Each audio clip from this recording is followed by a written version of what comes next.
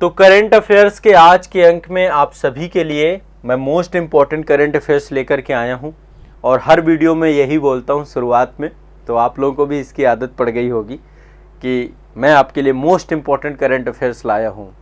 5 current affairs आपको इस सप्ताह इस दिन बता के जाऊंगा। हर सेशन में आपको ये बोलता हूँ और ये जो बोलता हूँ ना, ये बहुत इम्पॉर्टेंट है। मतलब आप ये सोचिए मोस्ट इम्पॉर्टेंट करंट अफेयर्स ही हैं, क्योंकि ये बहुत छाट के लाई गई हैं, है ना। आप देखते हैं, मैं अभी तक में जितना भी आपको पढ़ा रहा हूँ ना, जो भी बच्चा चक्रव्यूह करंट अफेयर्स के जो पूरे सेशंस हो रहे हैं, यदि इनके पूरी क्लासेस कर लेगा, करंट अफेयर्स का क्वेश्चन गलत करके नहीं आएगा। ये बात बिल्कुल तय है।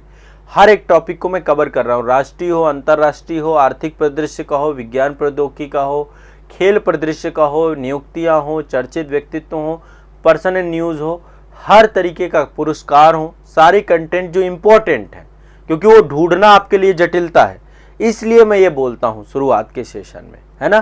तो ये आपको ध्यान रखना है। अब एक वार्षिक रिपोर्ट आती है भारत में सड़क दुर्घटना को लेकर के, तो road accident in India report 2021 ये रिलीज हुई थी आपकी। कब रिलीज हुई थी? 28 दिसंबर 2022 को। अभी पूरा 1.5 साल का करंट अफेयर्स होता है। 28 दिसंबर 2022 को एक रिपोर्ट आपके रिलीज हुई, road accident in India report 2021 ये रिलीज हुई, ठीक है। किसने जारी किया इसको? सड़क परिवहन और राजमार्ग मंत्रालय के द्वारा जारी की गई, ठीक है। अब आपको पता है ये अपने आप में बहुत भारत के लिए चुनौती है, चैलेंजेस हैं कि सड़क दुर्घटनाओं में बहुत बड़ी संख्या में लोग जान गंवा देते हैं। और उसमें ज़्यादातर कारण क्या है ना, लोग सड़क नियमों का पालन नहीं करते हैं। कोई ओवर स्पीड चला रहा है, कोई ओवरटेक करता है गलत तरीके से, कोई हेलमेट नहीं पहन रहा, कोई सीट बेल्ट नहीं पहन रहा। ऐसी कई सारी घटनाएं होती हैं। और ऐसी एक घटना मेरे मित्र के साथ हुई थी। वो हाईवे में चला रहे थे गाड़ी और अचानक से एक ट्रक से दुर्घटना होती है और उनके जीवन का बहुत बड़ा हादसा था। उनके परिवार के कई सारे सदस्य उस हादसे में चले गए। 4 लोग सवार थे, जिसमें से 3 लोग नहीं बचे। बचा सिर्फ वही जिसने सीट बेल्ट पहन रखी थी, वो ड्राइव कर रहे थे। तो जो ड्राइव कर रहा था सीट बेल्ट उसने पहन रखी थी, और जो नहीं बैठे थे, जो पीछे बैठे थे, जो आगे बैठे थे, सब चले गए। तो अभी आपने देखा होगा टाटा के मालिक, जो टाटा के सीईओ, पूर्व सीईओ साइरस मिस्त्री जी जो थे, वो भी मतलब गाड़ी में सफ़र कर रहे थे और अचानक से एक्सीडेंट होता है। और उनका जो है मतलब वो तो पीछे बैठे थे, सीट बेल्ट पीछे आमतौर पे लगाने का प्रचलन नहीं है, लोग आगे ही सीट बेल्ट लगाते हैं। तो वो कारण रहा और उनके भी जीवन का जो है एक दुर्घटना हुई। और वो तो सड़क दुर्घटनाओं में बहुत सारे लोग जान गंवाते हैं, आए दिन घटनाएं होती रहती हैं। तो 2021 में कितनी घटनाएं हुई हैं, अब आप आंकड़ा देख करके आपको बिल्कुल आश्चर्यचकित हो जाएंगे। जो ये तो मुझे लगता है सड़क परिवहन राजमार्ग मंत्रालय का आंकड़ा है। यदि इसका रियलिस्टिक डेटा देखें तो वो और अलग भी होगा, लेकिन ये चीज़ें वो हैं जो लिस्टेड होते होंगे। बहुत सारी चीज़ें तो लिस्टेड ही नहीं होती ना। टोटल 2021 में सड़क दुर्घटनाएं कितनी हुई हैं, पहले दोनों अलग अलग डेटा हैं। एक तो सड़क दुर्घटनाएं 4,12,432 12,432 ये सड़क दुर्घटनाओं की संख्या है। भारत में टोटल सड़क दुर्घटनाएं कितनी हुई 2021 में? 4,12,432। अब इनमें से कितने लोगों की जान चली गई? तो जान गई 1,53,972, इतने लोगों की जान चली गई इसमें। तो इतने लोग खत्म हो गए सड़क दुर्घटनाओं में और इतनी सड़क दुर्घटनाएं आपकी हुई हैं। घायल कितने लोग हो गए? तो घायलों की संख्या है 3,84,448। ये टोटल घायल हैं। घायल ये टोटल सड़क दुर्घटनाएं हैं। इतने लोगों ने जान गंवाई और इतने लोग घायल हो गए इसमें, ठीक है। और 2021 में देखें तो 2020 की तुलना में सड़क दुर्घटनाओं में वृद्धि हुई है। लगभग 12.6% सड़क दुर्घटनाओं में वृद्धि हुई है। 2020 की तुलना में 12.6% सड़क दुर्घटनाओं में वृद्धि हुई है। तो ये टोटल डेटा इतना आपको याद रखना है। अब देखो आज के टाइम पे समस्या क्या है। सड़क दुर्घटनाओं का एक कारण आपको और बताता हूँ मैं। सड़क दुर्घटनाओं का एक बड़ा कारण ये है कि जो लाइसेंस प्रदाता हमारे आरटीओ हैं, वहाँ पे हो रहा खूब दबा के भ्रष्टाचार। आप सभी जानते हैं, वो कोई भी गाड़ी चला रहा है, लाइसेंस थोक के भाव बिक रहे हैं, लाइसेंस एजेंट बैठे हुए हैं, सब खूब भ्रष्टाचार हो रहा है। और ऐसे में किसी भी व्यक्ति को भी लाइसेंस दे देना रोड एक्सीडेंट का, फिर वो कई लोगों की मौत के कारण बनता है, कई लोगों की मौत का कारण बनता है। वो अकेले अपनी मौत नहीं लेता, वो दो चार और निपटाता है। तो एक तो सड़क दुर्घटनाओं में वृद्धि का कारण ये भी एक कारण है, ऐसे और कई सारे कारण हैं। ठीक है, एक तो लापरवाही है, बहुत सारे लोग लापरवाही बरतते हैं, तो कई सारे कारण जो है इसमें से आप मेंशन कर सकते हैं। ठीक है, चलिए थोड़ा सा जलपान कर लेते हैं।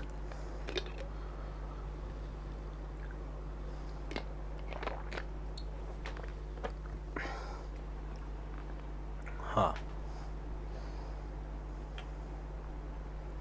चलिए अगला चलते हैं। अगला करंट अफेयर्स आपका जो है ये है आपका सोशल प्रोग्रेस इंडेक्स, राज्य और जिलों के लिए सामाजिक प्रगति सूचकांक।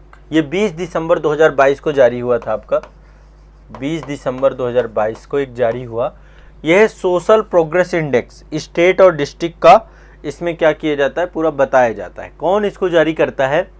इसको जारी करता है प्रधानमंत्री की आर्थिक सलाहकार परिषद। ठीक है, जो प्रधानमंत्री की आर्थिक सलाहकार परिषद है उसके द्वारा ये जारी किया जाता है रिपोर्ट को। ठीक है, आर्थिक सलाहकार परिषद, और जो आपके एक इंस्टीट्यूट है प्रतिस्पर्धा और सामाजिक प्रगति अनिवार्यता संस्थान, institute for competitiveness and social progress, जो आपका इम्परेटिव, ये संस्थान मिलकर के बनाता है। एक तो प्रधानमंत्री का आर्थिक सलाहकार परिषद है ये, और साथ में प्रतिस्पर्धात्मक और सामाजिक प्रगति अनिवार्यता संस्थान, ये दोनों संस्थानों के द्वारा मिल करके सूचकांक बनाया जाता है। इस सूचकांक में बड़ी संख्या में जो भारत के सारे जिले और यूटी हैं, लगभग 36 जिले और यूटी दोनों को 28 + 8 है ना, तो 28 + 8 = 36। तो 36 के 36 राज्य और यूटी दोनों को जोड़ दिया गया, 28 राज्य और 8 केंद्र शासित प्रदेश, और साथ ही टोटल 707 जिले, 707 जिले, इन सभी के लिए क्या किया गया? सोशल प्रोग्रेस इंडेक्स बनाया गया। ठीक है, अब इस सूचकांक में 3 चीजों को बुनियादी तौर पे रखा गया। 3 चीजें क्या हैं? एक तो मानव की बुनियादी आवश्यकताएं क्या हैं, बेसिक ह्यूमन नीड्स क्या हैं आपकी, है ना, हर व्यक्ति की जो है कुछ बेसिक नीड्स होती हैं, तो मानव की बुनियादी आवश्यकताओं को पहला रखा गया। दूसरा, फाउंडेशन ऑफ वेल बीइंग, मतलब कि कल्याण की नींव, जो मानव कल्याण है उसकी नींव, और तीसरा है अवसर। ठीक है, अपॉर्चुनिटी। तो ये तीनों चीजों को इसमें रखा गया। नंबर 1 में क्या रखा गया आपका? पहला, बुनियादी मानव आवश्यकताएं, बुनियादी मानव आवश्यकताएं, नंबर 1। नंबर 2 क्या है? नंबर 2 है आपका कल्याण की नींव, फाउंडेशन ऑफ वेल बीइंग, कल्याण की नींव। ठीक है, और नंबर 3 आपका क्या है? नंबर 3 है आपका अवसर। ये राज्यों और जिलों में तीनों को ध्यान में रख करके सोशल प्रोग्रेस इंडेक्स बनाया गया। ठीक है, अब इसमें नंबर 1 कौन आया? सबसे अच्छी सामाजिक प्रगति कहाँ की, किसकी है? तो दोनों को ऐड कर दें, केंद्र और यदि केंद्र शासित प्रदेश, राज्य और केंद्र शासित प्रदेश, तो नंबर 1 पे है पुदुचेरी, पुदुचेरी, जहां पे सबसे अच्छी सोशल प्रोग्रेस है, जहां पे ये तीनों मानकों में बुनियादी आवश्यकताएं, मानव आवश्यकताएं, कल्याण की नींव और अवसर, इन तीनों चीजों में नंबर 1 में पुदुचेरी है। ठीक है, यदि आप केंद्र शासित प्रदेश और इन दोनों को देख लें। ठीक है, फिर दूसरे नंबर पे लक्षद्वीप है, लक्षद्वीप है। तीसरे नंबर पे गोवा है। तो राज्यों की बात करें तो राज्यों में गोवा आता है, केंद्र शासित प्रदेश में पुदुचेरी आता है, और ओवरऑल में पुदुचेरी आपका नंबर 1 है। गोवा है, सिक्किम है, इस तरीके से। तो यहाँ पे बहुत बेहतर स्थिति है। ठीक है, बहुत बेहतर स्थिति है। कई सारी स्टेट हैं जो बहुत बेहतर स्थिति में, जिसमें नंबर 1 पुदुचेरी, लक्षद्वीप, फिर गोवा, फिर सिक्किम, मिजोरम, तमिलनाडु, हिमाचल प्रदेश, चंडीगढ़ और केरल। ये आपके कंट्री स्टेट आते हैं जहाँ पे उच्च सामाजिक प्रगति हुई है, मतलब सबसे बेस्ट सामाजिक प्रगति हुई है। यदि हम उच्च सामाजिक प्रगति की बात करें कि तो फिर आते हैं जम्मू कश्मीर, पंजाब, तो ये सारे मतलब कई सारी कैटेगरी बनाई गई है। ठीक है, इसमें से यदि देखें कि सबसे लास्ट में कौन है, तो सबसे लास्ट में है झारखंड, 36वें नंबर पे है झारखंड। झारखंड, तो आप लोगों को बिल्कुल स्थिति आपको लग रहा होगा कि अच्छा झारखंड 36वें नंबर पे है, तो भैया हमारा बिहार किस नंबर पे है, तो बिहार हमारा 35वें नंबर पे है। तो स्थिति यहाँ पे बहुत बुरी है, सामाजिक प्रगति को लेकर के काम करने की जरूरत होगी। अब सभी लोगों को लग रहा होगा अच्छा बिहार और झारखंड तो बता दिया आपने, उत्तर प्रदेश नहीं बताया, तो उत्तर प्रदेश आपका 31वें नंबर पे है। यूपी की स्थिति भी बहुत बुरी है। उत्तर प्रदेश बड़ा राज्य है और 31वें नंबर पे उत्तर प्रदेश है। ठीक है, मध्य प्रदेश वाले भी जान ले, 33वें नंबर पे मध्य प्रदेश है आपका।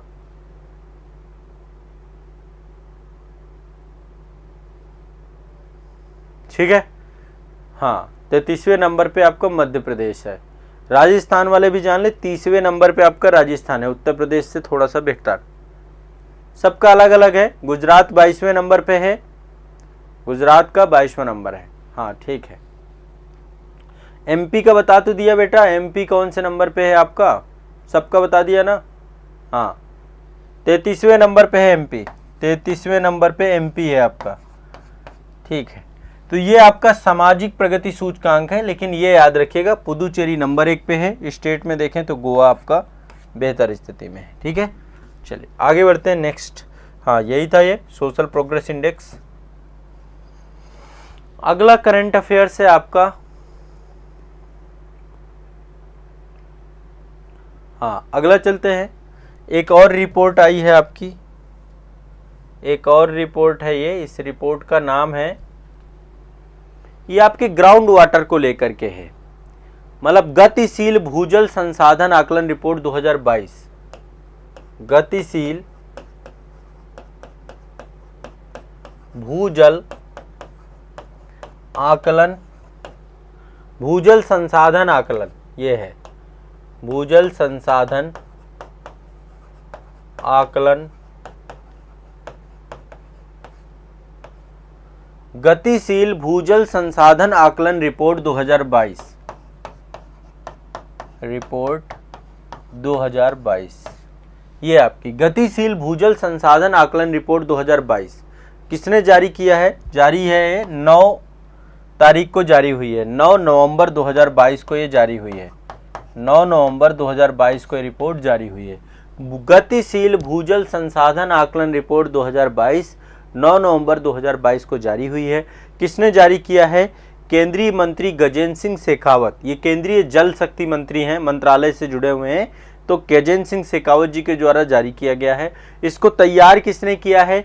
जो भूजल बोर्ड है हमारा, केंद्रीय भूजल बोर्ड और राज्यों के भूजल विभागों के द्वारा संयुक्त रूप से इसको जारी किया गया है। ठीक है, तो इसमें मतलब आपको समझिए कि ग्राउंड वाटर रिचार्ज कितना होता है भारत का, कितना आपका ग्राउंड वाटर रिचार्ज होता है, कितना जो है आपका, तो ये आपको ध्यान रखना है। तो देश में वार्षिक टोटल भूजल पुनर्भरण कितना हो रहा है, ग्राउंड वाटर रिचार्ज कितना हो रहा है, तो इसको बीसीएम में नापते हैं। तो यदि हम 2020 का डेटा इसमें बताया गया कि 2020 में जो टोटल ग्राउंड वाटर रिचार्ज हुआ है वो हुआ है 437 बीसीएम, 437 बीसीएम हुआ है। सबसे ज्यादा कहां पे हुआ है आपका? ठीक है, सबसे ज्यादा हुआ है भूजल का उत्तर प्रदेश में, सर्वाधिक हुआ है आपका उत्तर प्रदेश में। सबसे ज्यादा ग्राउंड वाटर रिचार्ज कहां हुआ है? उत्तर प्रदेश में 71 बीसीएम। ठीक है, तो ये आपको ध्यान रखना है। देश में टोटल है 437 बीसीएम और उत्तर प्रदेश में आपका है 71 बीसीएम के आसपास, 71 बीसीएम आपका यूपी में है। ठीक है, इतनी सारी नदियां हैं, फिर वार्षिक वर्षा भी ठीक ठाक ही होती है। ठीक है, तो ये ध्यान रखिएगा। क्लियर? ये भूजल निकासी भी होती है, लेकिन ये ग्राउंड वाटर रिचार्ज को लेकर के है और भूजल निकासी भी बताते हैं, बट इतना ही याद रखिए, इतना ही जरूरी है। आगे चलते हैं नेक्स्ट। अगला ये आप देख पा रहे होंगे, अगला जो करंट अफेयर्स है ये आपका जो है एक उत्कृष्टता केंद्र बनाया गया आपका। हाँ, ये आप देख सकते हैं। हाँ, यहाँ पे शिप्स वगैरह देख पा रहे होंगे आप बहुत सारी। तो हरित पत्तन और पोत परिवहन के लिए राष्ट्रीय उत्कृष्टता केंद्र बनाया गया है।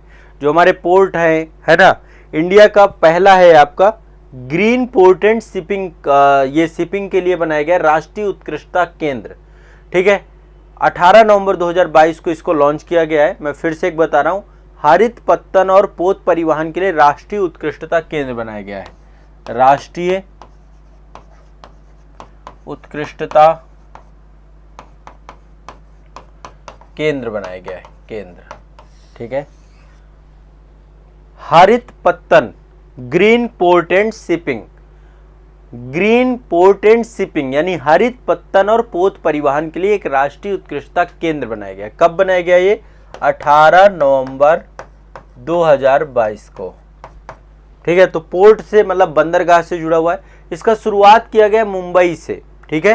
कहां से शुरुआत किया गया इसका? मुंबई से, ठीक है। तो इसमें मंत्री हैं सर्बानंद सोनोवाल, इनके द्वारा, यूनियन मिनिस्टर हैं, पोर्ट एंड शिपिंग मिनिस्टर हैं सर्बानंद सोनोवाल, इनके द्वारा स्टार्ट किया गया है। तो ये जो है बड़े स्तर पे जो है इसमें जो है समुद्री सम्मेलन और प्रदर्शनी इसमें इस्टेब्लिश की जाएगी, ठीक है। और जो है इसमें काफ़ी सारी चीज़ों को लेकर के इसमें काम किया जाएगा। तो ये क्या करेगा? देखिए, ये जो राष्ट्रीय उत्कृष्टता केंद्र बनाया गया है, ये इन बंदरगाहों को पर्यावरण की दिशा में ग्रीन पोर्ट के तौर पे बनाने का प्रयास करेगा। साथ ही जो परिवहन हो रहा है, समुद्री परिवहन हो रहा है, उस पर भी प्रो पर्यावरण यानी हरित समाधान के दिशा में काम करेगा, ठीक है। और इसके तहत जो है अवेयरनेस प्रोग्राम भी रहेगा। भारत में शिपिंग क्षेत्र में कार्बन तटस्थता रह सके, मतलब कार्बन न्यूट्रल बनाया जा सके, इसको भी ग्रीन शिपिंग को लेकर के काम किया जा सके, बड़े स्तर पे पॉल्यूशन ना हो सके, कार्बन उत्सर्जन ना हो सके, इन सभी को लेकर ये राष्ट्रीय उत्कृष्टता केंद्र काम करेगा। यानी कार्बन उत्सर्जन को लेकर के काम ये करेगा, क्योंकि आपको पता है कि बड़े स्तर पे कार्गो जो है और इतने बड़े स्तर पे फ्यूल वगैरह जो है आपका शिप के माध्यम से जो है परिचालित होता है, तो वो सब पे काम आपका कौन करेगा? ये राष्ट्रीय उत्कृष्टता केंद्र करेगा। तो ये ग्रीन पोर्ट बनाने का काम करेगा, ग्रीन शिपिंग बनाने का काम करेगा, ठीक है। ये आपको ध्यान रखना है, ठीक है। क्लियर है, स्पष्ट है।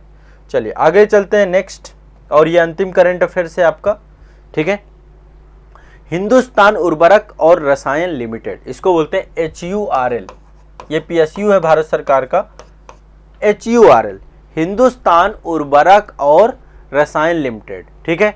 इसका एक प्लांट है जिसका नाम है बरौनी प्लांट। बरौनी प्लांट कहाँ पड़ता है? बिहार में।